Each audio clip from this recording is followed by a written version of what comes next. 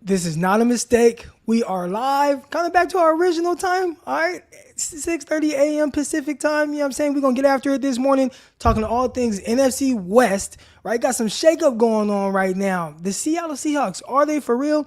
The San Francisco 49ers, they're about to get back into action, but not before we discuss this quarterback thing that's coming up. Everybody's on the Justin Fields bandwagon now, and I like Justin Fields. Love him. We're going to discuss Justin Fields versus Trey Lance, NFC West, where are the 49ers, all that and more right here on the San Francisco 49ers Morning Show. Let's effing go. Yo! Intercepted. It is picked off by Eric Crocker. Over midfield, he'll run it all the way into the end zone. Touchdown. Crop Talk TV podcast.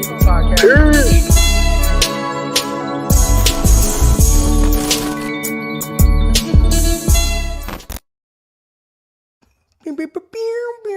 I like that. All right, here we go. Welcome to another episode of the San Francisco 49ers Morning Show. I'm your host, former NFL and AFL defensive back, Eric Crocker. And as always, this show is brought to you by Underdog Fantasy. Promo code Crocky. Go download the app or go to underdogfantasy.com if you're into, doing player props, all that good stuff. I'm not supposed to say player props, but higher, lower. What will this player do? Will he get more or less yards? All that stuff and more. They got fantasy football, baseball, basketball, everything. Go to underdogfantasy.com. Use the promo code Crocky. And when you do use the promo code Crocky, they will match your deposit up to $100. So if you deposit $50, they will match your $50. You got $100 to play with. If you deposit $100, they'll match it, and you got $200. All right, so let's go. Underdog Fantasy, promo code Crocky. Support this show. All that good stuff. Also, I was supposed to be talking about some of this on Locked On 49ers, and I fell asleep. My bad. And Peacock, if you watch this, I apologize. I did text him this morning, like, my bad. It's late, man. Hey, these Sunday night games, we were trying to wait till the Sunday night game ended, and I didn't even see the end of the game. I probably didn't even see the fourth quarter at all. I crashed. The game's beyond hell late. We are on earlier this morning because I got draft season with the New York Giants on kind of at our original time, and things started getting a little weird, and I'm like, you know what? Let me go on early. My wife, she went to work early today anyways, so I got time today. And shout out to Ms. Crocker because she kind of mentioned she's a 49er fan now. I've been working on this for years, y'all. My wife has been a Raider fan, but she's not really like deep into being a Raider fan. Like, so most of y'all that tune in, y'all come in here because it's just like, hey man, love the 49ers. She liked the Raiders, grew up, liking the Raiders, her mom, all that. Maybe went to a couple games with her friends and whatnot. But since I've been in her life, since 2013, I haven't seen, or she hasn't been to any Raider game. I've maybe seen her watch a Raider game twice, but she's been to multiple 49er games. She sees how indulged into the 49ers community I am. And I've been trying to, change. And she just felt like, I got to stay loyal to me. I'm like, why stay loyal to a team that ain't even loyal to y'all? They're moving the team. They moved from Oakland to LA, Oakland, Vegas. It's like, they don't care about y'all. They suck, right? And when I say they suck, like, they're just not good, right? They haven't been good in a really long time. I think the last time they won a playoff game, like, iPhones weren't out. There's all kind of other stuff too. I think people are still playing Atari. It's been a long time since they've won some stuff. So last night, my mother-in-law was over, and my wife kind of said it like, yeah, I think I like the Niners now. And I just acted like I didn't hear it. I didn't want to make a big deal out of it. I'm just like, ooh, I think she just said it, but I ain't gonna say it. I ain't gonna say nothing. And hey man, I love it. We welcome Mrs. Crocky with open arms. I'm listening to podcasts. I listen to a lot of podcasts, and I'm listening to Ben Baller. So I don't know if y'all know who Ben Baller is. He is a guy who is a part of the jewelry making. I don't even want to. He's done music. He's been a DJ, A&R stuff with music, jewelry. Like a lot of your favorite musicians, athletes, all that. He did a lot of their jewelry. All right, Ben Baller. He's Korean. All right, Korean. But I listen to his podcast. And it's a little unorthodox how he does it on entrepreneurship and stuff like that. But great listen. I enjoy listening to him. Anyways, he said something, and I was like, there it is. There it is. That right there is my issue. All right, that's my issue. And he said, I hate being taken out of context. A lot of people come on here and y'all say something, and I feel the need to explain myself. And I've been thinking like, Croc, why are you explaining yourself? Like, if they don't get it, they don't get it. But I hate with a passion being taken out of context. We come on here, I talk for an hour straight, hour and a half. If you don't get it, it's like, don't twist my takes. Don't take me out of context. That shit bothers the hell out of me. It bothers me to my core. It bothers me to my core. Being taken out of context. I was trying to figure out, like, why do you get so worked up? Why do you get so defensive? I hate that. Don't take me out of context. And I heard him say that on this podcast, and I was like, that's my issue. That is my issue. I hate being taken out of context. Whew. Bothers me to my core. So when I have to explain myself over and over, Croc, you said you didn't like this. I didn't say that. This is what I said, but it's just being taken out of context. It really, really, really bothers me. Bothers me to my core. All right, so shout out to Ben Baller. I see some people in the chat right now, and they're like, hey, I don't like Ben Baller, or nobody likes Ben Baller. I don't know if people like Ben Baller or not. I don't know. I like listening to Ben Baller talk because it's just different. It's just different. He's just different. He brings a different perspective on certain things. I like to listen to things that differ from my everyday thinking because it just gives you a different perspective on things, whether it's life, football, sports, whatever. And yeah, I just like him. So whether it's Ben Baller, you can not like him. Hey, I can not like him, but I like listening to a different perspective. I've talked about Andy Frisella. He has gone way political one way, right? But I still like listening to a different perspective than what I grew up listening to or talking. Like, just because your thinking doesn't align with mine doesn't mean I can't listen to a different perspective. So, yeah, I like listening to guys or people in general that have a different opinion than me. Yeah. Ben Baller does hate the 49ers. He does hate the 49ers. But anyways, I'm spending way too much time on it. Shout out to everybody in the chat right now. I see the flames going up. I see everybody filtering in. We're back at our normal time today. Probably back to our 9 a.m. Pacific time tomorrow. But we got some good things to go over. And let's start with the Seattle Seahawks. Are they for real? I've been watching the Seahawks. And this is a team we had a discussion on Spaces on Twitter, and my guy Chris, he's in the chat right now. He can attest to this. People were upset that Pete Carroll was considered a top 10 coach in his league. I said, Pete Carroll is a damn good coach. Top 10 coach to me. Like, anybody that consistently has their team competitive is good. Oh, he didn't win a playoff game this year, but he won one last year. They missed the playoff. It's like, dude, Pete Carroll's a top 10 coach in his league. He does an amazing job of getting the most out of his players. Now, do I like Pete Carroll? I like Pete Carroll because he went to UOP Stockton and coached at UOP Stockton. But I can't stand him as a Seahawk coach, chomping his gums on the sideline. Like, I can't stand that.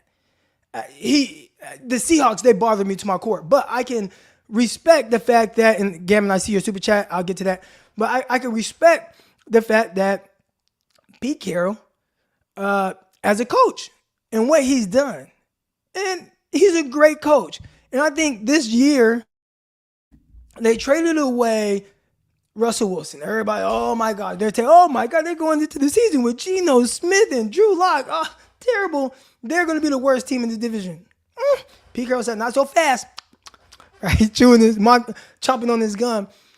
He's done a terrific job of getting the most out of this group. Now, it does help that I feel like the NFC in general is down this year. But that's not his problem. Yeah, we thought he was going to be the last. The Seahawks were the last. Oh, we don't got to worry about the Seahawks. And that's pretty much everybody, right? That's pretty much everybody. You don't got to worry about the Seahawks. Well, wrong. You do got to worry about them. I think He's done a good job. And there's some things that I feel like Kyle Shanahan can learn from in this, right? What can Kyle learn from Pete Carroll? I think instilling a certain level of confidence in your players. He is out there with a lot of young guys. He's out there with a journeyman quarterback. And he is getting the absolute most. We think that Kyle gets the most out of players. Pete Carroll is showing you this is how you get the most out of players. Instill confidence in them. We all thought that there was this big quarterback competition between Geno Smith and Drew Lock.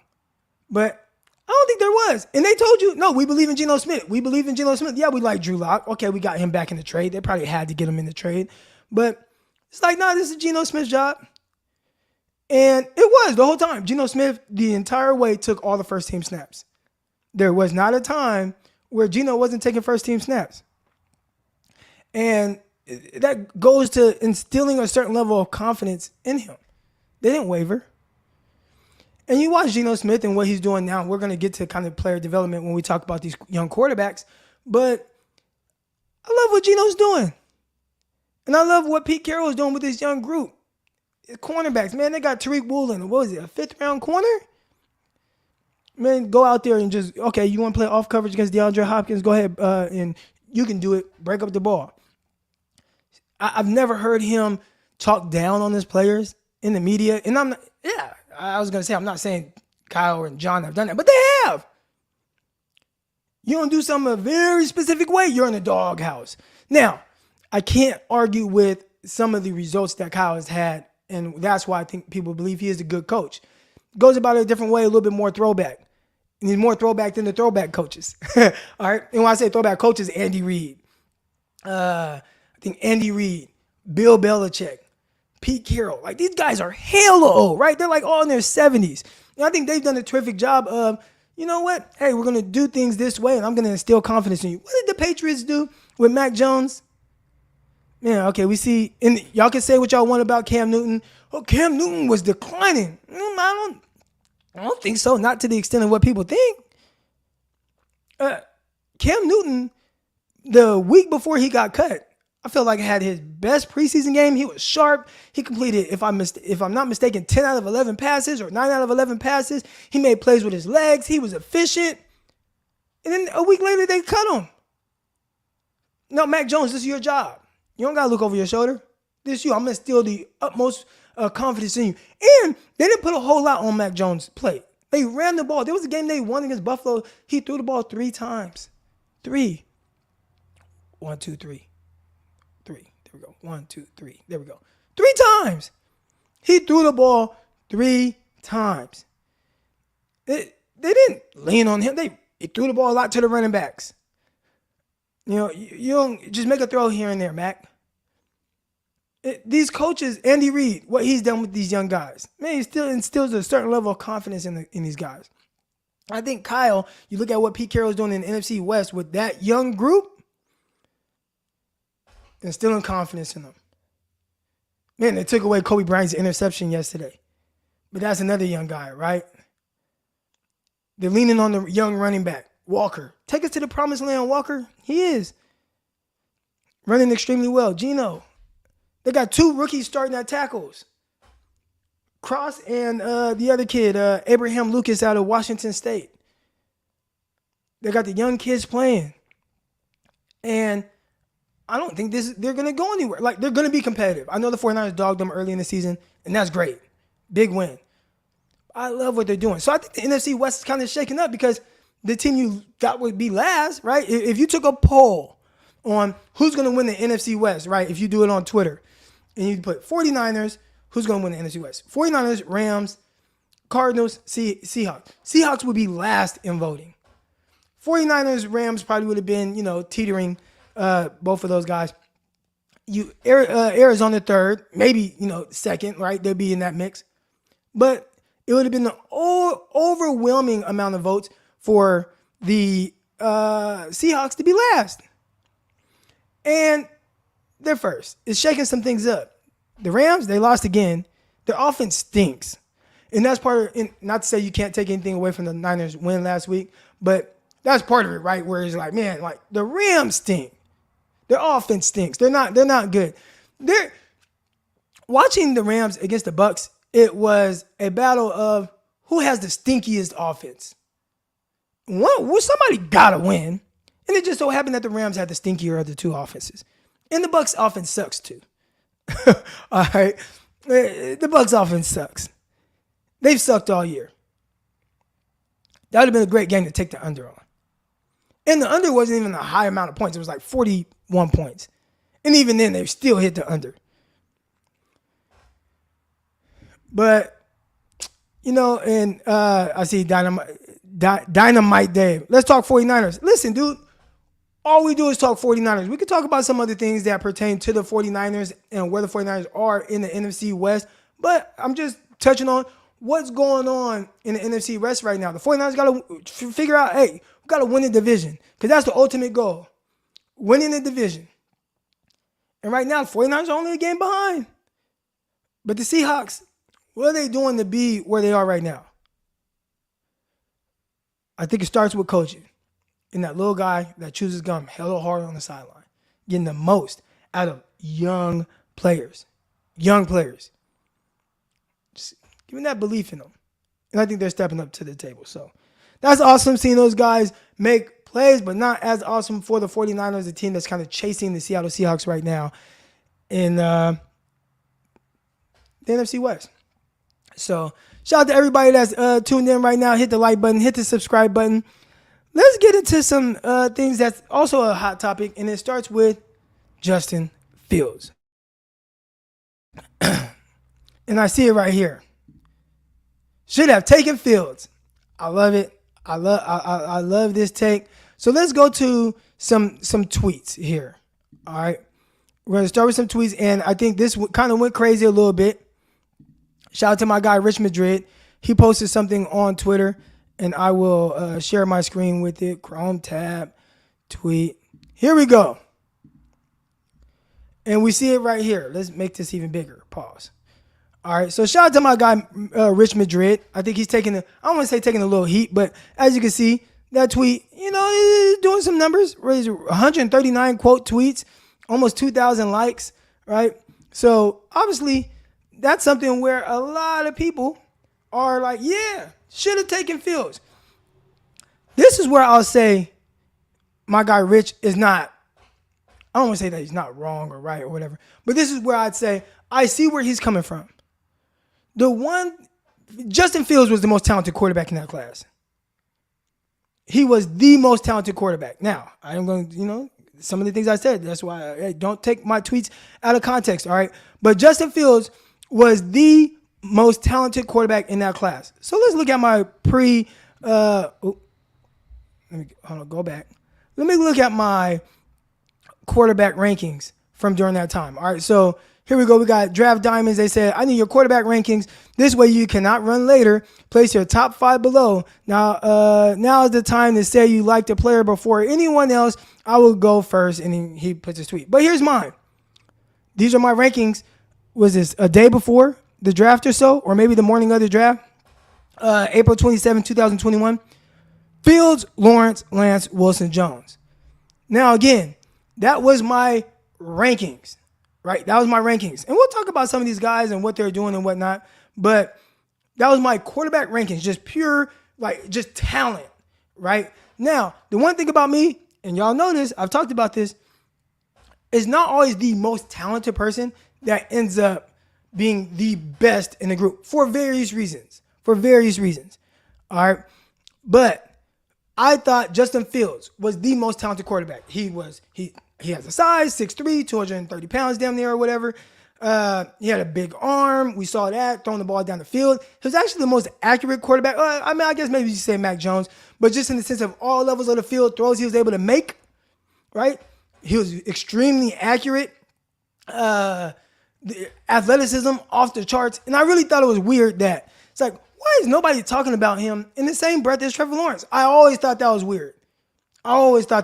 Like, how do you just anoint this guy when Justin Fields is really better in every category? All right. So that was and we're just talking about pure rankings. That was how I felt. Fields, Lawrence, Lance Wilson Jones. All right. Now, again, this is April 27th. Now, who would I have drafted? Who would I have drafted? And this is the day before. So that other tweet I just posted, that was April 27th. This is April 26th. Nobody's a sure thing. And really, if I had to put my life savings on one player, it would be Lance. And that's over any quarterback in this class. So clearly, I thought that Justin Fields was the most talented quarterback in that class. But who would Eric Crocker take? And this is pre-draft. It was Trey Lance. But why? And the reasons why, and why I don't get worked up when I see everybody go goo gaga over some of the things that Justin Fields is doing right now. Well, I knew that. I knew Justin Fields could do those things. I knew he was extremely talented. But that doesn't take away from the big picture of these things. And I think this is where people need to not be so like wishy-washy, even as fans. And I know y'all come on here to, we're going to really talk like good football, right? But even as fans, not be wishy-washy. Why do I like Trey Lance so much? Well, one, he does have high upside. He does have a lot of potential. But all these guys in the draft, because it's a crapshoot, so you don't really know, right? But I tell you what he did have. All these things that it doesn't, as it pertains to improving your game, getting better, the mental makeup, the mindset, the smarts, the work ethic, all those things were off the charts. The determination to be a winner. Were there red flags? Of course there's red flags. And if you want to be worried about those red flags, then I would say, all right, I get it. I get it. And I won't push back on that. But I'll tell you just from my perspective and why I was so bullish on taking Trey Lance. The things you can't measure as much, right? Like things are harder to see. And once I continued to hear people talk about him, I talked about it with my guy Chris and et cetera. Love it. Off the charts. So when I see Justin Fields, running for 175 yards or whatever it was yesterday, which is great job of making plays. He threw three touchdowns. I don't think he threw a pick, right? Great job of making plays. That don't change the fact of how I feel about Trey Lance and his ability to, overcome this adversity that he's had to go through because of who he is. Now, I would be more worried about some of these things, right? Injuries, not playing in a long time, if I didn't know who he was as a person. But everything that comes back, it checks out. I think he's going to be just fine.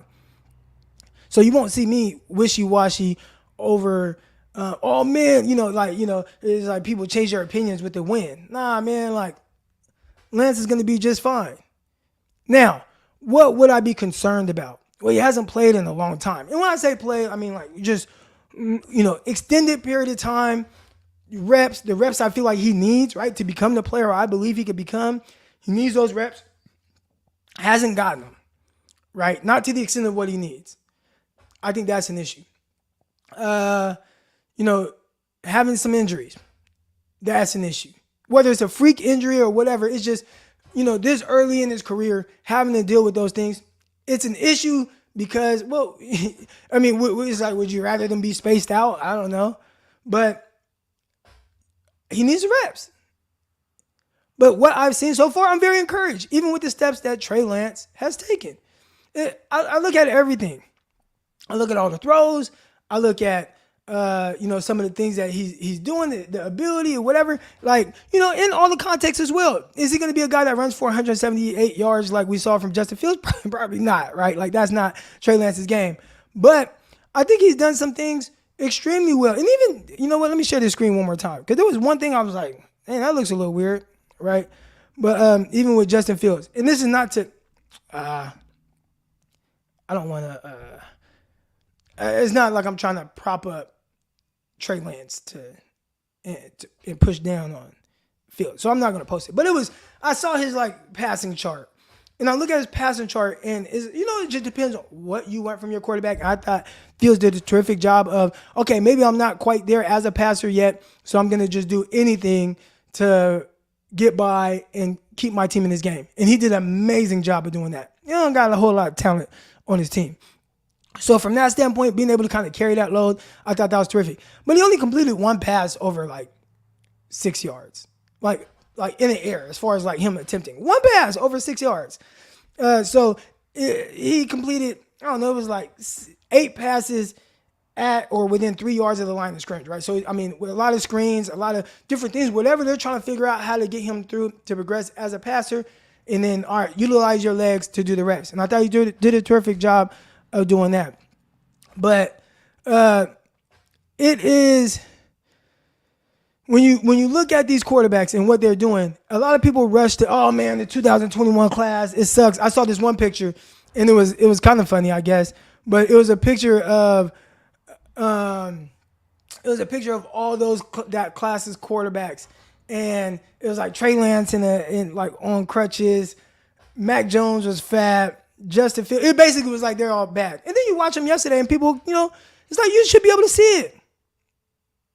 Like you should be able to see it. You should be able to see the talent and why these teams drafted these guys. And I'd say I do see it. And I see these dudes like progressing. I see Justin Fields progressing. And Trevor Lawrence. A lot of people, oh man, he's a bust. Now, I didn't think he was generational. I never thought that. Matter of fact, I have a tweet that's out there, and I sent it to my guy, Greg Pinelli. But I have a tweet I was watching and doing film study on T. Higgins. And I'm watching T. Higgins, and I'm watching T. Higgins, and I'm watching T. Higgins. And I'm noticing the quarterback, and I'm like, and this is the year before Lawrence, so before Lawrence's last year at Clemson. I'm like, I think this dude's better as a runner than he is as a pure passer. Like, I don't see the pass. I just see, like, okay, I'm going to throw this jump ball. Like, I didn't see generational. So, from the standpoint of what everybody else thought he would be or whatever, I'm like, I don't quite see that. But is he a talented quarterback? Yeah. But they're like, oh, can't miss quarterback prospects since Andrew Luck. Like, no, y'all are dead wrong on that. Like, I don't see that at all. But talented guy, nonetheless. Well, even him. You watch some of the things. They fell down, 17-0 to the Raiders yesterday? And he helped dig his team out with the help of Travis Etienne. He did a terrific job, but figuring it out. And they won. Good job. Again, these are the guys that everybody's trying to write off this early in their career or making these super sweeping judgments. And I just think it's very premature. If I had one gripe with it all, right? And then again, premature for any of these guys. Even Zach Wilson. Zach Wilson yesterday. He was not the reason the Jets won or the reason the Jets are 5-3 or whatever they are. But, hey, man, like, he's contributing to a win. And again, there's a process of these guys figuring out how to be NFL quarterbacks. There's a process with all of them, and they have to go through it. And my only gripe with Trey Lance is the injury stopped him from being able to do that, at least this year. And I think he needed that to become the long-term quarterback that I feel like he can become. Like, I thought this was a pivotal year for that. So, I'm not off of it. Again, high through the roof. The upside, the mental makeup, those things are through the roof. So, if he is, and again, now I talked about not taking things that I say out of context and how much that bothers me at times. Trey Lance, if Trey Lance ends up not being good, which I'm going to give him time, but if let's say after next year, you're like, I don't see it, then that would be a time where you're like, Croc, you was wrong, because I was all in on Trey Lance. Pre-draft. All right. But I appreciate everybody's in the chat right now. Hit the like button. Hit the subscribe button. Gammon, you were very patient with this super chat here. Croc, you don't like being taken out of context. How do you feel when your listeners try to hold you accountable when they think you are wrong on, example, Christian McCaffrey? Again, that goes back to being taken out of context. Because with the Christian McCaffrey, if you say, Croc, is Christian McCaffrey a great running back? I would say, damn right, 100% a great running back. The context was, within anything that I questioned with the Christian McCaffrey trade, was, hey, how much better is he going to be than Elijah Mitchell to make up for the draft capital and the money and the potential loss of other players, right? So again, if you just said, Croc, you said that you didn't like Christian McCaffrey for the 49ers, I would say you're fucking stupid, right? If you just, all things being equal, you trade for Christian McCaffrey, you got better. The context part is, How much better does he have to be than Elijah Mitchell? Who I think Elijah Mitchell's pretty good. Not Christian McCaffrey, but how much better does he have to be than a running back who, I don't know, you ran the ball to the damn NFC Championship game last year. So, yeah. Here we go. Croc was wrong on Ayuk not being able to beat man coverage, create separation, and make contested catches. Well, one, I haven't really seen him still make the contested catches like that. But when you say Croc was wrong, okay, hold on. See, this is why. Are you saying that he never struggled to create separation en route? So if you say like he never struggled to create separation, then I'll say, all right, yeah, I'm wrong. Now, if you say, well, he had his struggles and he's figuring it out as he goes, then I wasn't wrong, because all I said was I want to see him be more consistent with creating separation. I want to see him be more consistent. Look at anything I said always was I want to see him be more consistent with creating separation. Never said he couldn't. Hey, y'all think he's made the contested catches? Maybe I should be more clear, right? Not contested catches in the sense of the Trey Lance, when he threw it to the back and you got the DB right here and he catches it right here. You're throwing the ball down the field and, him jump over a guy, right? The Trey Lance down the field, down the right sideline against the Houston Texans in the end zone. Make that catch. Jimmy Garoppolo throws some balls down the field, the left sideline. Make those catches, right? He threw multiple passes to Ayuk. Make those catches. Have we seen him catch the jump balls over guys? Consistently. Consistent. These are NFL guys. They're gonna make catch. They're gonna make catch. Has that been a part of his game? You know what I'm saying? Let's talk about it. And I'm gonna bring y'all up so we can talk about it here. Hit the like button, hit the subscribe button. Come on live. But that's the part that when I talk about, being taken out of context, just because if y'all want me to come on here and be super fan and love everything about every player, every decision that the coaching staff makes, never have any other thoughts on anything, then I'll be super fan for y'all if that's what y'all want. If y'all want me to be super fan and I just love everything about every player and every player's perfect, then I'll be that guy. I don't think that's why y'all listen to me. Hey, but if that's what y'all want, then I'll do it. If y'all want me to say, hey, man, Brandon Ayuk is an amazing contested catch guy. All right, man, you got it. Brandon Ayuk is amazing contested catch guy.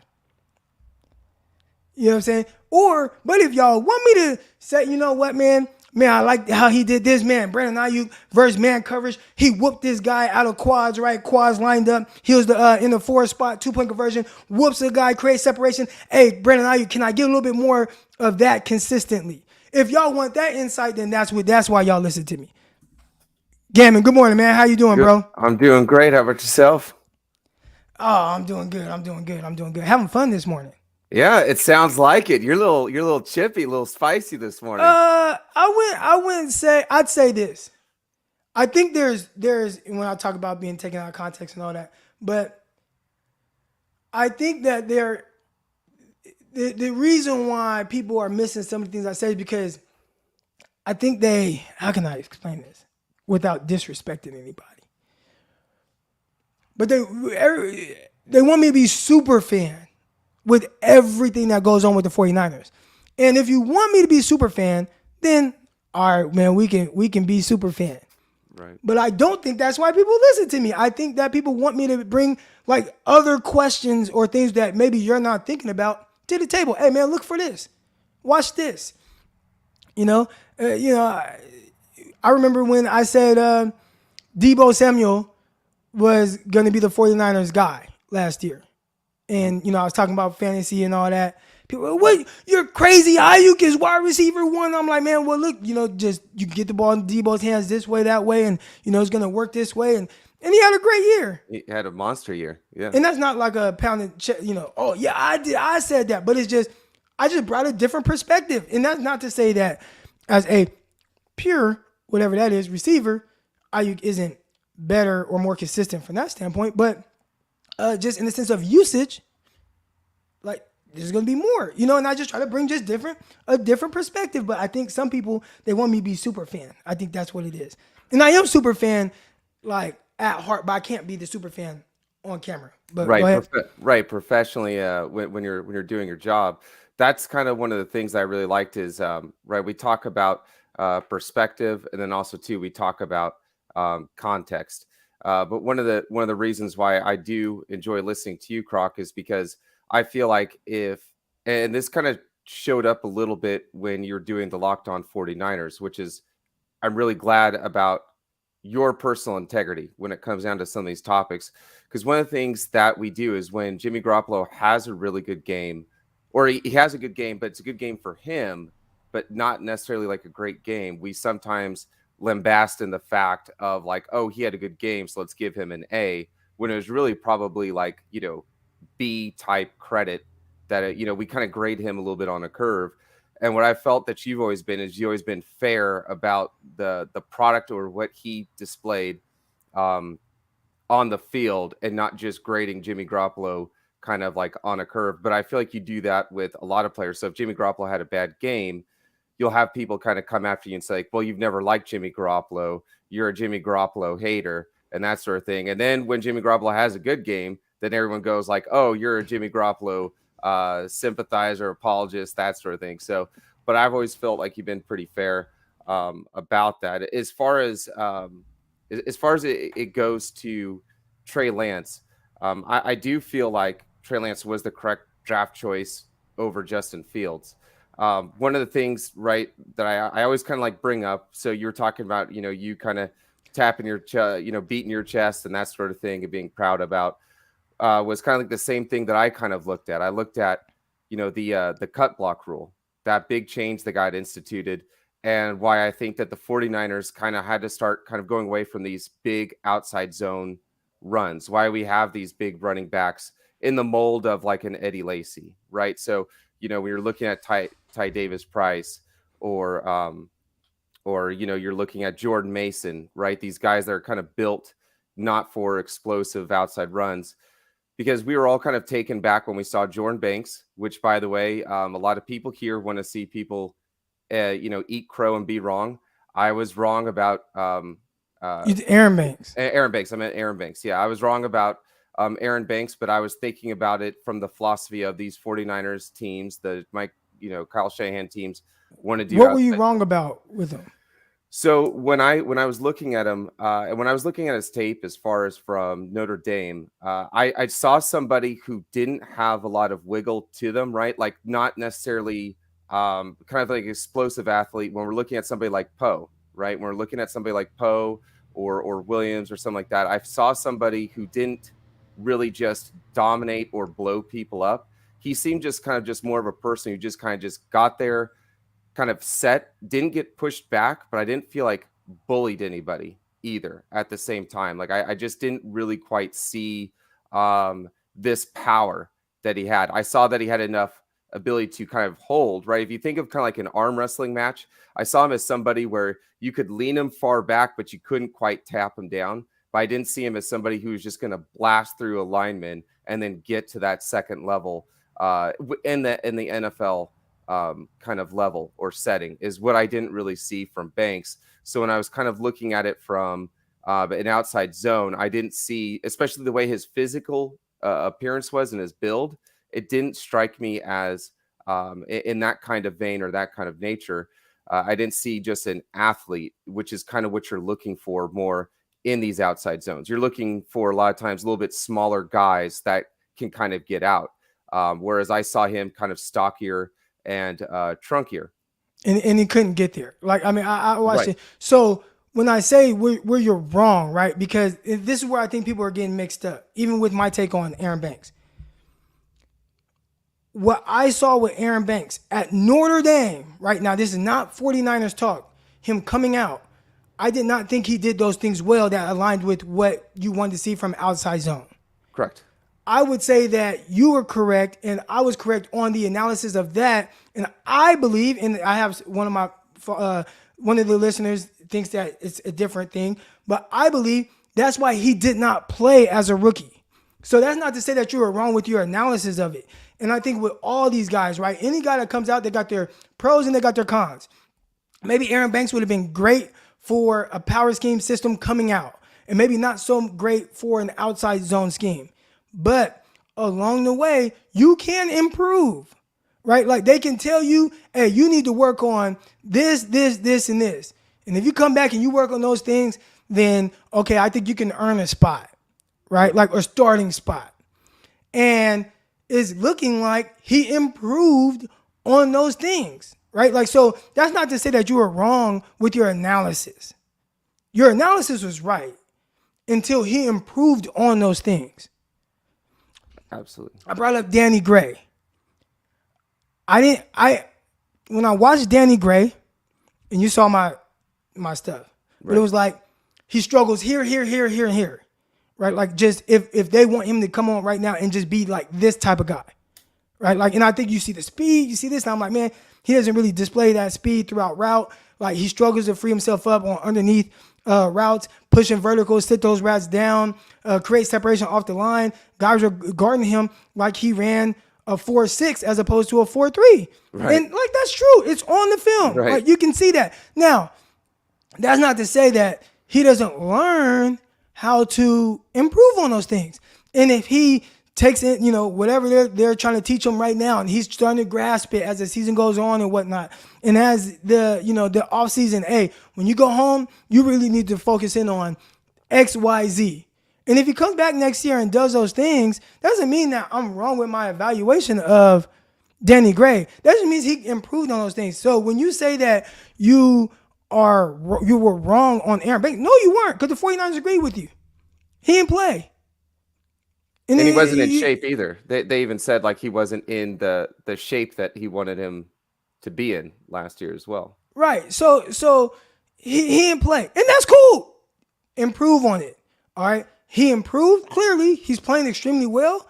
He hasn't allowed a sack this year. He's playing great, and that's awesome. But that doesn't mean you're wrong. And I think that's where when people are like, well, you can admit you were wrong on Aaron Banks. And it's like, what was I wrong about? He didn't play as a rookie because of those issues I said. He got better. That's good. That's great. You want these guys to improve. So you are saying that you were wrong. You weren't wrong. He just improved. And that's fine. Exactly. And then and so the other thing too about Gray, I felt really confident that Juwan Jennings, even though he was having the drops, right, the concentration drops in practice or during the offseason, I felt that Juwan Jennings was still going to be the de facto number 3 wide receiver because I kind of have like a little saying, right, when it comes down to you, because this is a running first football team. Juwan Jennings is a bigger body, right, that can play out of multiple packages, and you don't know if it's going to be a run or a pass. But all the listeners right now and all the commentators, if you were to say, who do you think is a better inline blocker, would you say Juwan Jennings or Gray? And that's kind of my big thing is my saying, right? My phrase that pays is no block, no rock. That's how that's going to be, right? Like a lot of times where I was also too, I was wrong I thought that when I looked at somebody like Jordan Mason, I thought that he was going to be the number 1 leading rusher, but the same rule applies: no block, no rock. The one of the reasons why he's not getting out there is because of his inability. I believe, I'm not 100% sure, but his ability to pick up those blitzes that are kind of coming through into the hole. Yeah, got to be able to pass protect as a back. Absolutely. If you can't block, you're not going to be shown the rock.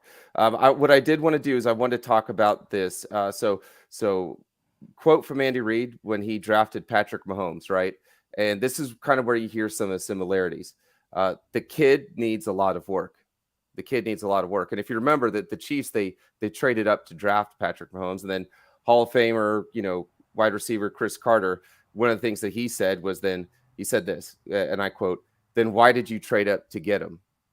Right. So one of the big things that they were saying was, you guys have somebody like Alex Smith. You guys have somebody who's already there doing well. Like Alex Smith damn near had an MVP season that year before they trade up to get Patrick Mahomes. No, I think he had the good year, the year Alex, that the they year drafted him. Mahomes was there. Yep. So they didn't understand really why that they traded up to get him. But before that, yeah, I mean, like they were good, right? They were going to the playoffs, like they were good with Alex Smith.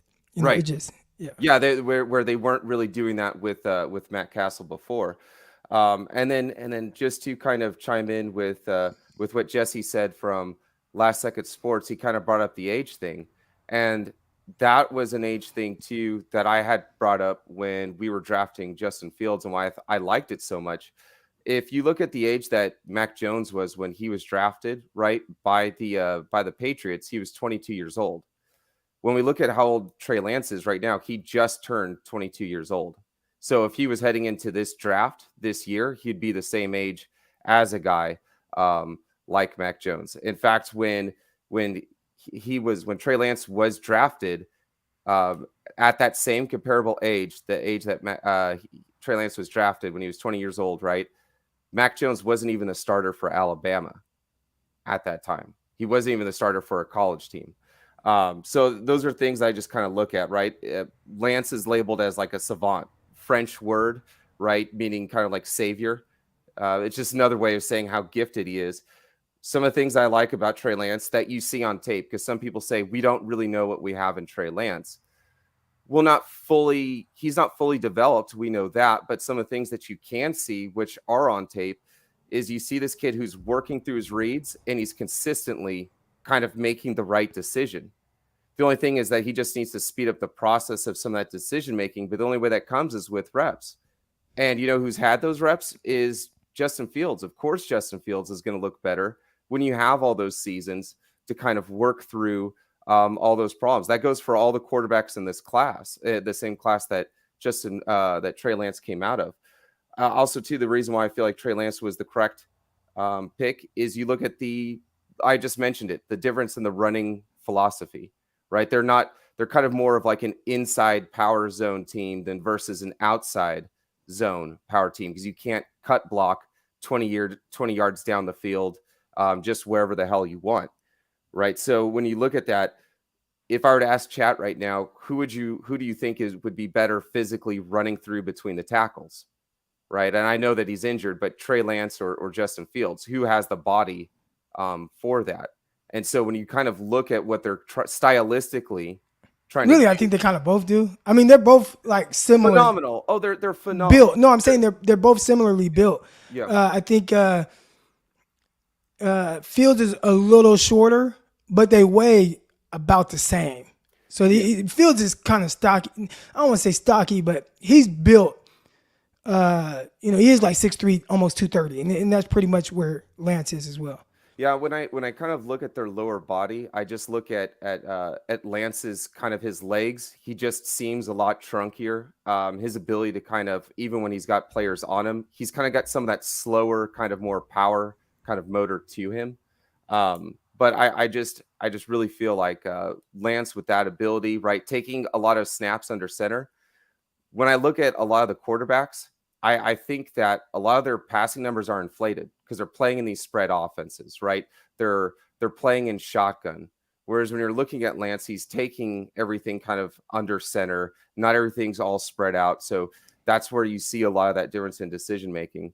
And another thing that I wanted to say, Croc, as far as one of the reasons why I listen to you, I don't know if everyone else kind of agrees with this sentiment as well, but one of the reasons why I do listen to you is, especially when it comes down to prospects. So I do. I'm going to first say this, as a listener of many other shows, I do hold receipts. So Wayne Breezy, I have a $5 bet with him that I'm going to cash in.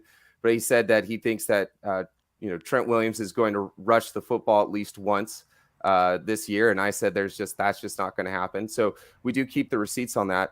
But one of the things, though, that I do is because about, every year, what you kind of do is you go like, hey, who would you take in this spot if you were to draft, and I got a chance to kind of do that during your mock draft this year. And we kind of went through some of these mock drafts. And for me, like in the later rounds, I picked a really big kind of like nose tackle, which is something that we could have been using earlier this year. But in all honesty, if we looked back the last 2 years, instead of Ty Davis Price, who would you have drafted it in that third round in that Nick same Cross. Right. Last year, for our third round pick for the running back position, who would you have picked in that position? I can't really remember, but I know it was like somebody in the secondary, but that individual's doing really well too, and that would have really solidified us there as well. So the reason why I do, and I will say, now when people be like, Croc, you gotta be admit when you're wrong.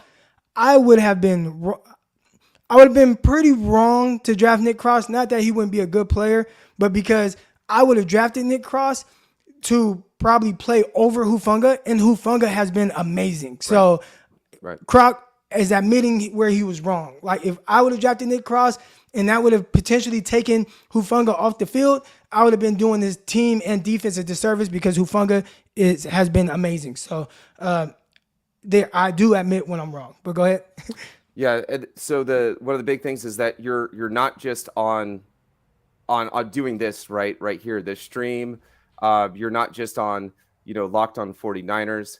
I actually see you floating around a lot to different networks. In fact, you even kind of do a big NFL draft for your scouting prospects a lot. So a lot of times when I think about here, and I'm comfortable, right? Because here you allow us to kind of come on, and then I can talk about any one of the given 53 players or whoever's on the practice field. I can just pick a player, and I can challenge you if I want to on your knowledge of that player.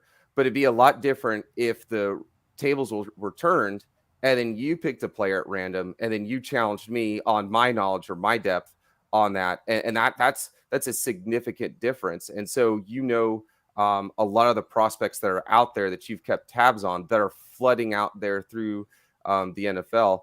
And what I really like is that you've played in so many different levels, right? So whenever I get a chance to call in, I get a chance to pick your brain about different teams and prospects. It's because you've played, different type of professional settings in the NFL, kind of the same way, in a vein to Kurt Warner. I deleted my Twitter because people, I couldn't believe it. It would be so amazing if I got a chance to have a verbal or even just typing text with a Hall of Fame quarterback like Kurt Warner. Yeah. And he was defending Trey Lance's decision making on a hot route, on a go route that Trey Lance threw, and instead, like, people were just more concerned about arguing and being right instead of getting information. And I think that's what's kind of sad, is like, do people just want to argue and be wrong, even the sake of argument, or are people actually out here wanting to be educated or learn something different? And I think that's something that's kind of lost. No, that's real. Gammy, I'm going to get you off and get to the next caller, man. But good stuff there. I appreciate you coming on, of course, as always. Thank you, brother. Hey, and if you, he clicked out hella fast. All right. I got another caller coming on real quick. Want to get to the super chat here. Hey, Croc, don't know if you heard the rumors, but once again, we're connected with Brady next offseason. Do you think the Niners abandon Trey for Brady? I don't know. I'll say this. I am really big on player development, so I always lean more towards that way. I've talked about with the Lakers, and remember, Lakers had Lonzo Ball and D'Angelo Russell, they had D'Angelo Russell. They traded him. They drafted Lonzo Ball. They got Kyle Kuzma. They had Brandon Ingram. They had Julius Randle. Like, they had all these young players, and I'm like, man, just leave this, Josh Hart, like, they have all these guys. I'm like, man, like, leave this young group together and, like, let them, like, learn, let them play, and then once they got LeBron, I'm like, oh, these young dudes is gone. They are gone. And ultimately, I think a lot of Laker fans are happy because they won the championship in that COVID host setting and whatnot. But to me, it's like, man, I felt like, man, you have the potential to build like this long-term thing, and you kind of gave that up for the short-term success, which, fine, whatever. When it comes to Brady, maybe he comes and you have that short-term success, and that's awesome.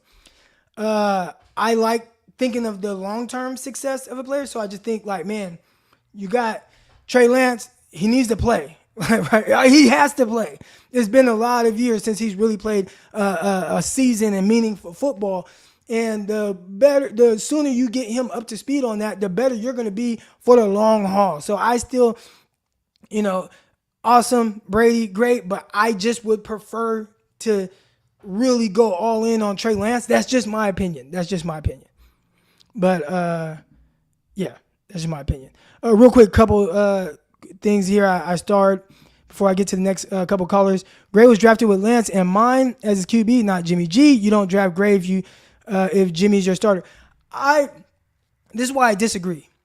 I disagree because even in the process of having Jimmy Garoppolo and whatnot, the 49ers have always tried to get that speedster. Whether it was Travis Benjamin, J.J. Nelson, Tavon Austin, they have Marquise Goodwin. They always tried to have that speed element in the offense, whether it was a focal point of the offense or even an afterthought. And they went out and got guys, even with knowing that they have Jimmy Garoppolo at quarterback. So I think that speed guy is just someone that Kyle Shanahan wants in his offense. Now, could you reap the benefits of it maybe more with Lance than with Jimmy Garoppolo? Maybe, right? I think we could say probably so. But I don't think that was just a play for Lance. I think, hey, we want speed in our offense. I've been looking for that guy. I tried to sign different guys. Haven't hit on that. All right, let's go get Danny Gray. So I don't think it. Again, yeah, it's a Trey Lance thing in mind because that's your quarterback. But I don't think it's we're only the only way for Gray to be successful or whatever. They've always tried to have that speed guy. Here we go. My guy Isaiah says, Croc, how much time does Trey have? How much time does Trey have to develop and take this team to another level with guys getting older in contract years? That's a good one. I think, make sure I start a super chat here real quick. That's a good one. I would say this. I think that Trey is developing the right way. I see the chat. I see what people are saying. But when I watched him against the Bears, early against the Seahawks, I saw these improvements in things where I did not see before. Quick decision making. I thought he was accurate, right? Until the tsunami. Now, if you want to say, well, he ended this, 50% or whatever. Well, yeah, he threw 8 straight incompletions trying to throw in the monsoon. But outside of that, I thought he was pretty accurate. I thought he was quick with his decision making. I thought he threatened all levels of the field. I thought he made plays with his legs. So take this team to the next level. I mean that's hard right there. But just in the sense of being able to be a legit starting quarterback, I think he's on his way to that. He was heading that way, and it sucks that he misses the rest of this year because those are the things that I want to continue to see, those small improvements in that category.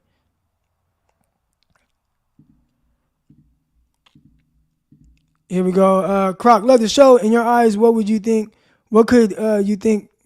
Croc, love the show. In your eyes, what could you think Trey could be?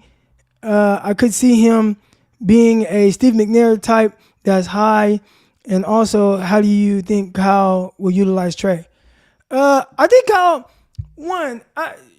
Dak Prescott. Right? If you told me today, and again, I like Dak Prescott a little bit more. First of all, I hate the Cowboys. So I even hate saying I like Dak Prescott in the sentence.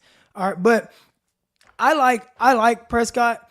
I think that comp is fairly similar. And I think my guy, Vish, was the first one. We were on live and he's like, man, everybody's saying Josh Allen, but I think he's more Dak Prescott than Josh Allen. And I'd agree. Really just with how he plays, some of the throws, some of the things you want to see him be a little bit more consistent at. Being able to make plays with his legs, which Dak can do, but he doesn't lean on that, right? Dak Prescott is a pocket quarterback first. And I think from that standpoint, I see Dak Prescott. Now, if you want to say Dak Prescott, Steve McNair, or similar types, then, I could see that. But yeah, I think he could be like that. And maybe even a little bit better, maybe, right? Maybe, I don't know. But I think if Dak Prescott's your starting quarterback, I think you're in pretty good hands. I hate that he plays for the Cowboys. I agree with you, Kenneth. All right, then there was one more that I wanted to get to real quick.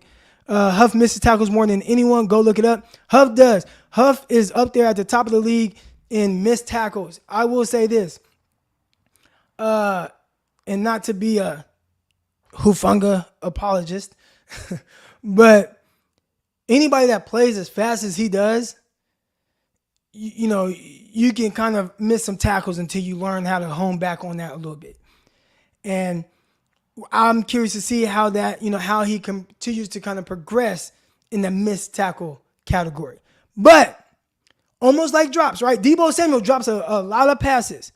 I will take a drop ball every game if it means I get everything else that comes with that player. So as it pertains to Hufanga, I will, 13 missed tackles. I see Kenneth. He has like 13 missed tackles. I'll take a missed tackle a game or a missed tackle and a half a game if that means he's going to take the ball away. He's getting tackles for losses. He's forcing turnovers, right? So, hey, miss a tackle a game, whatever. Because some of these tackles that he missed, right? Like I watched one against the Rams. He missed a tackle, and then guess who's there to clean up? Boom, Fred Warner right there. So it's like, all right, yeah, he missed a tackle, but the trade-off was a 2-yard gain. I don't give a fuck about that 2 yards. Give me that ball. And he gets the ball. He's forced to takeaways. He had an interception in the end zone that got overturned because of a penalty, but he's always going to be around the ball. I don't give a damn about that missed tackle. Now, if you were to say, hey, man, like there's these coverage issues, these busting coverage all the time, and he's at the center of it, then that's when I'd be like, all right, like, that's not a great trade-off. You feel me? But I don't care so much about the missed tackle right now. All right. Will he improve on it, though? That is something I want to see. Yo, you got a new name? What's his? Chunder Boy? Chunder Boy, yeah. So, first of all, is my mic working okay? I got a new setup. You're good. So. All right. Yeah, Chunder Boy goes way back to when I used to play Frisbee golf 20 years ago, back before the sport was fun. Well, actually, it's always fun. Back before it was cool, I guess. Back when we were just losers out there throwing Frisbees around in a field. Anyway, okay, so gosh, where to start today? You've gone through so many things. So the criticisms that you get. So it drives me bananas. I can only imagine how much it bothers you when people take stuff out of context. I want to like slam my head against the wall, be like, no, that's not what he said. Would y'all please listen? I didn't know why it bothered me so much, but when I heard Ben Baller say, I cannot stand when people take 100%. What I say out of context, I'm like, boom, that's my issue. They like miss it, like, but go ahead. Sorry. It's like, that's not what he said. Anyway, so, however, with that said, I have to push back on you just a little bit. I made a comment last week, and I think I messed up a typo, so it didn't come off correct. It said arranging Banks or something instead of Aaron Banks. Oh, okay, yeah, I remember that. So what I was trying to get at is you were wrong about Aaron Banks. You were right initially, okay? Your assessment in the pre-draft process was absolutely dead on, and that's confirmed by how the 49ers redshirted him. They agreed with you. His body wasn't right. His movement skills were not correct. And he had some technique errors that he needed to clean up. They agreed with you.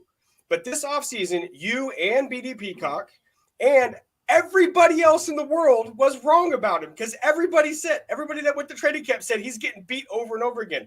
Grant Cohn literally said this guy sucks. Okay?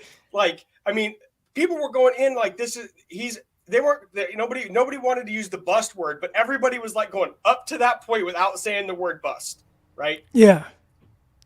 You're not the only person. Everybody was wrong because all offseason he continued to get beat in one-on-one drills. He didn't do – the only time he did well was in 11-on-11s. For some reason, when you put other guys around him and you make it – like, he is so good within the orchestration.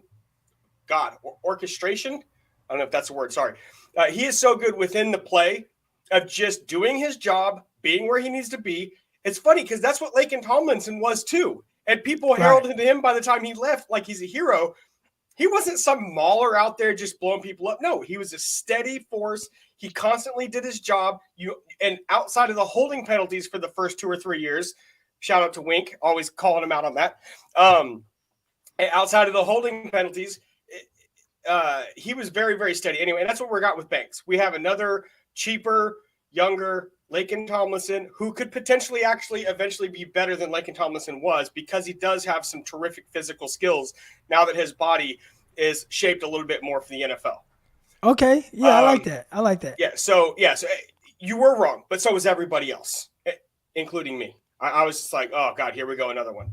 I just don't remember like talking because I didn't watch the O line during camp. I was watching everything else. I was watching the quarterback a lot. You were going off of other people. Yeah, the reports. So it was like, you know, if you're not playing well, like, yeah, that might be an issue. But that's good that he is obviously, I mean, amazing what he's doing. Again, how he's playing right now, I did not foresee that coming. So, like, for him, so it's like for him to play at the level that he's played at, and I haven't watched him so much in the run game, but at least as a passer, I thought, I guess that kind of aligns with some of my thoughts. As a pass protector at Notre Dame, I thought he was good.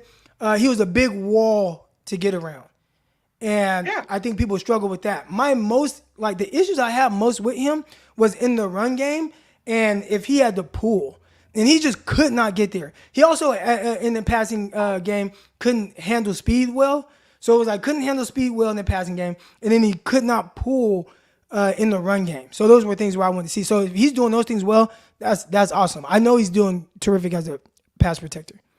So I think the issue with him was he didn't work well in space. He actually could get to the place okay. He didn't have the athleticism to actually make blocks in space while on the move.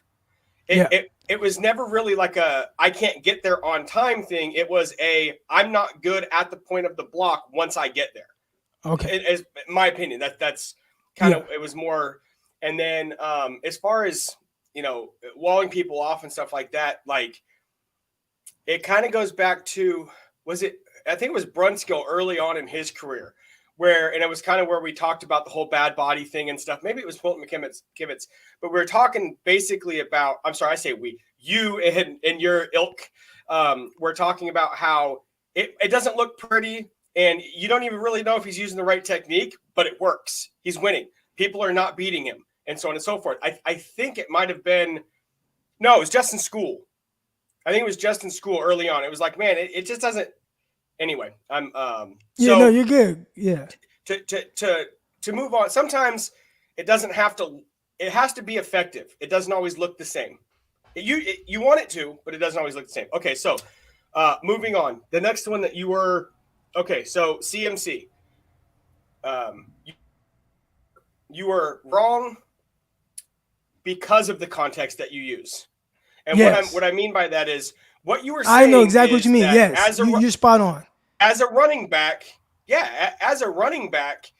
that's not a good trade. But you're not getting a running back. And on top of that, what he brings to your team, if you made that trade for Ezekiel Elliott, you should get absolutely torched for it because a running back, just a high-level running back, and I'm just don't kill me for saying Ezekiel Elliott. I know people, he's not as good as he was. But just at a high-level running back, that's no. Christian McCaffrey said initially. So that was okay. You're back. You were kind of breaking up. You're frozen right now, but you were kind of breaking up a little bit. Sorry. How do the Bills catch a defense? They take shots. I bet you if you look at the chart, and I haven't done this yet, I'm going to. I bet you look at the chart. He does not, I say he, Josh Allen, more than 8, 10 deep balls a game. And I mean more than 20 yards. Okay. So if you throw the ball 35 times and throw 8 deep balls, that's less than 25% of your throws are over 20 yards. 80% of his throws are less than 20 yards down the field. Okay. What they're doing with those deep shots is stretching the field vertically to give him the ability to throw those sideline shots, the shots to the hash. They're working the middle of the field by stretching it vertically. What the 49ers do is they stretch it linear. They do the opposite. They stretch it this way so that they can come back and use the middle of the field. Like I said before, having a guy who stretches the edge of a defense, if a linebacker takes one step the wrong direction, you don't need somebody to over pursue all the way over to the freaking numbers. You need a linebacker to take one step this direction so that you can hit Kittle on that crosser right behind him or on the slant or on the post or whatever it is, right? Or hit Ayuk or hit – that's the whole point of all that. We didn't have anybody that forced a defense to protect the edge of the field as hard as you have to protect it with Christian McCaffrey. Because if you let him out there in space, it's a house call. If he's in space on the edge, it's a house call. You try to keep him in the middle. You want him to run in the middle. You don't want him on the edge. And we saw it literally his first touch. He got like 8 or 10 yards, and there was like this much daylight. Yeah. So I'm probably freezing again. It looks like I'm freezing on my No, you're good. Sorry about that. Okay. Another anyway. question that I had about the trade was the 49ers haven't used their running backs in the passing game at all. Like they've attempted probably one of the fewest amount of passes to their running backs really since Kyle Shanahan took over. So it was Kyle going to change his philosophy with his usage of throwing to the backs? And clearly, whether it's design or just Jimmy being comfortable with a check down, like that's like, no, we're throwing to him a lot, right? So I was wrong in the sense of like thinking, hey, like, at least questioning it, right? Like I was wrong to question that. Yeah. But go ahead. No, you weren't. So that's another one where you were 100% correct. They were not throwing the balls to the running backs, not schematically or in checkdowns. You guys brought up the statistic on Locked On 49ers. Shout out Locked On 49ers. You guys brought up the statistic how many times they've thrown a ball to a running back this year. I think it was Wink is the one that brought it up from last year too. They don't throw the ball to the running backs that much at all. And that changed with McCaffrey, which you would assume absolutely that it would change with McCaffrey, but like it was just like, are they going to? And the answer is yes, right? Correct. Yeah. And a lot. So I think what it breaks down to is it all comes back to Kyle Shanahan. And I think what you said earlier, if he doesn't trust that you're going to do something correctly, you're not going to be on the field. If he doesn't trust that you're going to be in the right position on a route as a wide receiver, you're not going to see the field much. Even if Danny Gray can outrun everybody on the field, he's not going to be on the field if Kyle Shanahan can only call one type of play with him on the field. Because otherwise, every time he's on the field, the defense knows shots coming. And so on and so forth. And I feel like if he doesn't trust you to do your job, then he's not going to put you on the field. And the reason that is relevant to the running backs is we've had a couple of running backs who catch the ball out of the backfield when necessary. None of them are actually like, you can count on them. They don't drop the ball. They run good routes. They're where they need to be. Nobody on our team, maybe since Kyle Shanahan has been there, that's, I think, what he wanted with Jerick McKinnon. He wanted somebody who could throw the ball out of the backfield. I think Jeff Wilson was fairly consistent catching the ball out the backfield. But think about it. Okay, the fact that you have to figure out how to phrase it properly to make sure that you're not wrong. Well, because they don't throw to him. No. They never made it a focal point. So that's why I'm like, I don't know. Oh, okay. I see what you're saying. Okay. So yeah, it's like, well, I don't know how much more you could put on this plate. But what do you have, like 30 receiving yards yesterday for the Miami Dolphins? Mm-hmm. Something like that. So it was like, I saw him with the 49. Remember, Arizona Cardinals in the clutch. Oh, yeah, that Texas Jimmy route. threw the Texas route to him. He catches it, knifes up the field. Yeah. Trey Lance, I saw somebody in the chat saying, Trey Lance can't throw quick passes. Well, he could on that throw to Jeff Wilson in the goal line. And I started talking about some of the things Lance started doing well. Gets the ball. Free runner right in his face. Yeah. Didn't bail, didn't spin out, didn't look to run. Stand in there, delivers a perfectly accurate ball to Jeff Wilson, short of the end zone. But, I mean, Jeff Wilson was covered. Like somebody was all over him, but he still caught it. So that's a good job by Trey Lance, not bailing and throwing, playing from the pocket. Great job by Jeff Wilson catching the ball while he's smothered. But I think it was there, but I got to get you off, and I got to get to Medic Mike because I got the Giants podcast I'm going on in like 15 minutes. Okay. But we'll be back tomorrow. So yeah, we gotta come. You gotta come back on tomorrow. I'll be on the road next time. I'm trying to put a setup together. I might have a pod coming out soon. We'll see. Oh, let's go, man. You come on here once a week, man. We do a show together. I'd love to. Yeah. All right. Here we go. Got my guy Medic Mike in the. Oh, hold on, Medic Mike, hold on. There's a couple of super chats I didn't get to. Here we go. Part of Hufanga missed tackles is not wrapping up. So I watched him miss a tackle against the Rams, and I talked about Fred Warner cleaning it up. But I don't think it was that like he wasn't like wrapping up. I think the guy just broke the tackle. Like, you know what I'm saying? Like, it was a good job. He kind of like, Hufanga is kind of like, grasping for him, and the guy just kind of shrugs him off. So I don't know if it's not trying to wrap up, but yeah, maybe that is, that could be an issue. That could be an issue. What could the offense do to be more consistent in your eyes? Ooh, great question. And those are some of the things I don't know, right? Because I think the play calls is there. I put it on execution. Now, what can they do to be more consistent with their execution? I'd say, defense gets paid too, but offense definitely not getting probably the results consistently that they would like. Playing ahead of the sticks. There have been times where they've had some pre-snap penalties backing them up. Now you got, these long yardage situations. Don't put yourself in that type of situation. So, picking up some sort of yardage on first down, being better on first down. There we go. Being better on first down. There we go. That's the answer I was looking for. And then we got Gammon here. Gammon says, how come Brian Peacock doesn't call in? Is it a conflict on the Locked On 49ers set? Nah. I mean, Locked On, they don't bother us about anything like that.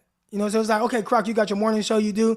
I look at this morning show as kind of, originally it's like, man, I got this morning show, but I got, I do Locked On 49ers. Like, how am I going to do both? And I just kind of frame it different, where this is like a radio show for us to just talk.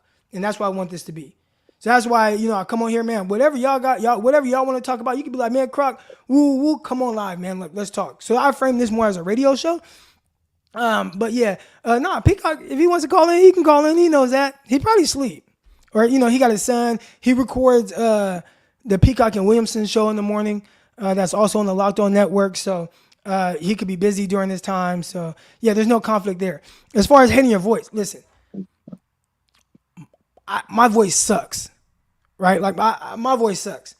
But when I was in 4th grade, 5th grade, when did I miss Fern? I missed Fern 5th grade. And everybody used to make fun of my voice, right? So, Croc, they make fun of it because it used to be kind of like this, but like high pitch. And I cried, right? Like, I cried. I just want to fight everybody, right? I'm crying. I want to fight everybody, whatever. And the teacher said, Eric, I think your voice fits you just fine. And I'm like, really? She was like, yeah. So then from there, I just embraced it. I got a big nose. I got an ugly voice. But I think if you just embrace it, like, man, that's just part of you, whatever. It helps. And there's going to be people that hate my voice. There's going to be people that might stop listening to a podcast because, man, like his raspy voice, whatever. But there's going to be a lot of other people. And one thing I try to do is pay a little bit more attention to, I think we all notice the bad, right? Like, we'll notice the bad, but man, when I go out, I go to these games and how many people show love for the Locked On 49ers podcast or the morning show, putting more energy into the people that show love than the few people that might be like, oh, hell no, you trash, whatever. And again, our numbers on Locked On 49ers show that more people like us than dislike us because we do terrific numbers. So I guess just being more confident in embracing it. And to be honest, Gammon, I ain't gonna lie, I ain't never noticed anything about your voice. So I don't even know what you're talking about, to be honest, like with your voice. All right, but here we go. Medic Mike, how you doing, man? Yes, sir. I'm good, man. Good morning. Good morning. Thunderboy coming with that fire before me, man. Got to follow that up. Sheesh. He's always good, man. He's always good. He is. He knows his ball. One thing with regard to people talking about, the takes and taking you out of context, you got to understand a lot of people listen to reply, not to understand. They listen to reply so they can be right, so they can get their take off, they can get their point across. Everyone who's here can go back to the podcast or to the YouTube shows where you said, I want to see Ayuk win more consistently. You didn't say he couldn't do it. You said, I want to see him do it more. He's doing it. Verse man. Yeah. Verse man coverage. You said you want to see him win that more. So he's a consistent option for the quarterback. He's doing that. So, I mean, I wouldn't get too worked up thinking about, that type of stuff. It is what it is. It's going to happen. Yeah. Gammon, I wouldn't worry about your voice at all. I don't notice anything. I've had a crooked hairline like forever. I've been called out on it. It's hilarious. Whatever. It is what it is. You know. What you gonna do, right? What you gonna do? I'm not gonna go get nose surgery or voice or vocal cord surgery. So you just gotta embrace it. It is what it is, man. It just adds to your uniqueness. But even then, like, I still don't know what he's talking about with his voice. But yeah, I don't hear it. Yeah, I don't. Yeah, but as far as the 49ers, there was a couple points you brought up. I forgot one of them, but the last. I know. I've been talking. You've been waiting for so long too. You're patient too. I appreciate you. One of them. What can we do for our offense to be more consistent? Pretty much what we did last week. Not be predictable. I brought up the stat before last week. We were 26 in yards per play on first down when we ran the ball. We were 4th when we threw the ball on first down. That shows a large disparity in what defense are selling out against. They're selling out against the run. Playing ahead of the sticks, that feeds right into that. You having a successful play on first down, now all of a sudden on second down, if you're playing 2nd and 5, maybe you want to go a shot play because even if you don't get it, you're still 3rd and 5. You're at a manageable down and distance. Maybe you want to go play action. Maybe you want to keep running the ball. You have your entire playbook is a lot more palatable when you're playing ahead of the sticks, as opposed to early down penalties, or if you get stuffed for no gain, 1 gain, and you're at 2nd and 9, 2nd and 10, now you're trying to dial up something to possibly get some of those yards. So then you're back ahead of the stick. So now you're at a 3rd and short, which has a much higher conversion percentage as opposed to a 3rd and long. As far as the quarterback things go, I loved Fields coming out. I thought him and Trey, when I was talking to my brother about it, I said they're cut from the same cloth. I was like, I know more about Fields. There's more I don't know about Trey. Right. Him playing at North Dakota. So there was just more unknown there. And I will say, if you have any doubts or, if there's some level of concern for Trey Lance, it would be that 2 years later, we still don't know. And I mean, there's things that, we can like pull and pick and I can look at certain things where it's like, well, I like this and I like that. But overall, like, can you do certain things for an entire season? It's like, well, I have no idea. So you didn't know a whole lot about Lance heading into his college, into the NFL. Sat out a year prior. And then 2 years in, it's like, man, I still don't know. I could still be optimistic on what he potentially will be. Right. But again, we don't know. But go ahead. But that's why I was so hard and down on Kyle, is because you had one job. And everything, when you actually broke down Lance and looked at it, from what I saw, everyone said this dude was smart. Universally regarded as a super smart dude, very heady, picked up things very fast. And so when I looked at him play, it's like, okay, the game needs to slow down here. He looks rushed here. He missed this read or was a tick late on this read. That all comes with repetition, the game slowing down. And so that was the biggest thing he needed, which is why I was so hard on Kyle. But yeah, people are way too quick to rush to judgment on players anyway. I always just say it takes 3 years before you can get a true evaluation on what a player is. 3 years. The tough thing with Lance is that 3rd year is really going to be his first year playing. And that's exactly. That's hard. Like, so when we talk about, and I think my guy Rich Madrid talked about it being an uphill battle for Trey Lance. Like, well, he's right. Because, you are going to be, I mean, people are judging guys after the first year. Matter of fact, they're judging Trey Lance off of 2 starts. So, that first year. So if they're going to judge him as harshly as they did off of 2 starts, they're 100%, even in that first year, which I get it. You got to figure it out. But, it's going to be on him to be able to overcome some of these. He's going to have to climb that mountain. It's on him to climb that mountain. He's got to ignore that noise, though, because one of the things they did, which is a good reason they took this chance, Trey Lance going to be, what, 22 next year? 23? Burrow was 23, 24 when he came out.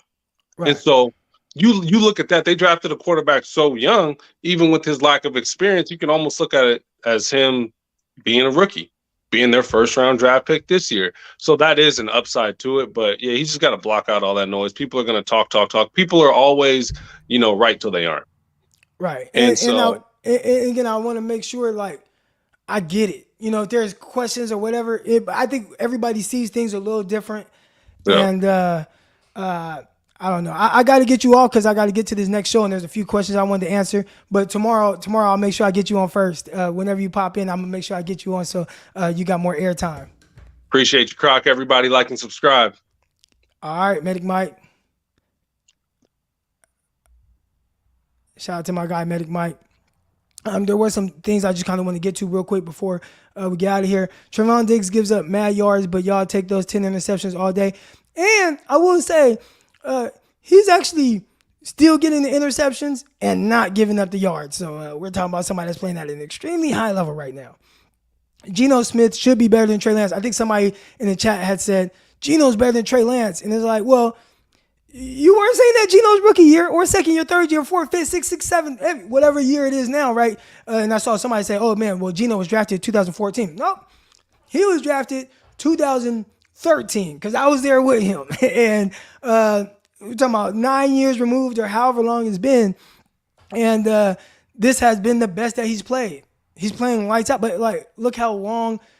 And I'm not saying – here's the thing you don't know.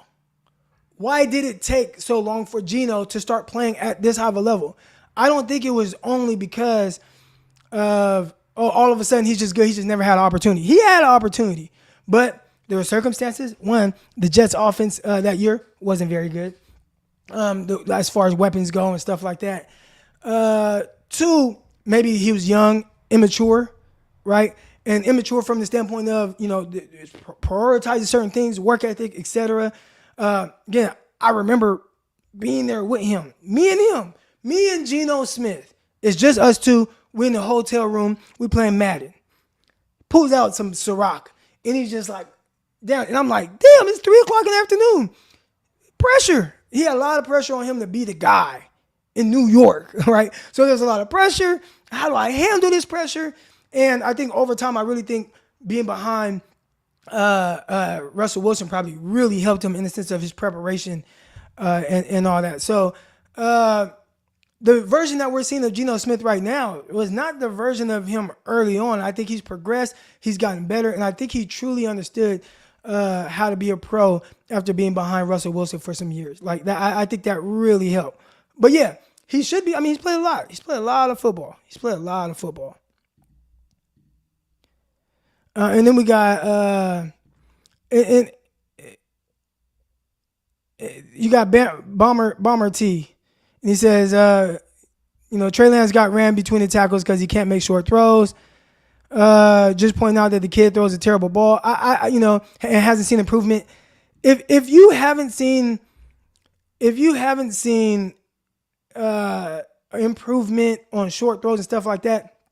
And again, I'm not saying that there's not a miss in there or whatever, but I don't think you're really watching Trey Lance, or you're watching Trey and you're pulling only the negative. And I'm not saying you only got to pull the positive, but I've seen a lot of examples.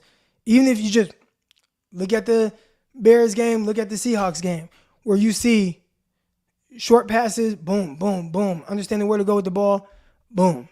Into the monsoon hit. But I don't know. Hey, maybe I'm wrong, Bomber T. But the version of Trey Lance that I saw, I think we're seeing two different guys. I did see a guy. I will give you this. The Bomber T that I saw, the Trey Lance that I saw his rookie year, like some of the throws he was missing and how he was missing, I will give you that.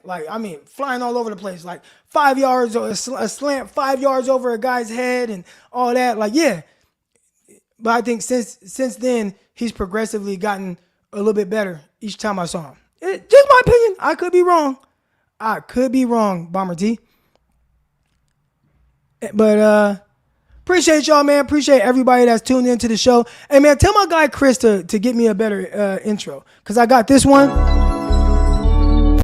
But it don't even got nothing to do with the 49ers, man. This is a 49ers morning show, so tell Chris, hey, man, we got to get on intro for the show. All right. But, hey, I love all y'all. I appreciate all y'all. Got Jalen Hurts here. Hey, man, always look at, man, what they say about all these guys. Jalen Hurts. Everybody talks about Josh Allen, and but But I mean, I've seen progression from a lot of other guys. And you don't got to have a Josh Allen improvement. Can you have a Jalen Hurts improvement? And he's still improving. Can you have a Dak Prescott improvement? Can you have a Justin Fields improvement? I got to have one passing yard in his first start, right? Like, you know what I'm saying? But anyways, appreciate everybody. Love all y'all. For real, I really love that, man. Y'all have great days. Go get some fresh air. Workout. I got my workout in this morning. Get some fresh air. Workout. Get that heart rate up and down a little bit. And y'all have a blessed day. But until then, I'll see y'all. I'm out. See y'all tomorrow. Probably back to our normal time. 9 a.m. Pacific time. All right, I'm out. Peace. Intercepted. It is picked off by Aaron Rodgers over midfield. Hold on. I saw my guy Jets Gang in the chat. Hold on. I like doing that little Marvel cut screen. I got to give him his flowers. I got to go. I'm late to this. I do the draft season podcast on the New York Giants platforms, and I'm late to that right now. Tony Pauline and John Schmilk. All right, but Jets Gang, I do want to give you your flowers and the Jets, man. Tremendous job. Great job. Some of those throws, where the fuck was Josh Allen throwing the ball? I don't know, but great job by the New York Jets. And I always want to see them do well because shout out to my guy, Robert Saleh. What they gonna say now? But yeah, shout out to the Jets. All right. I'm out.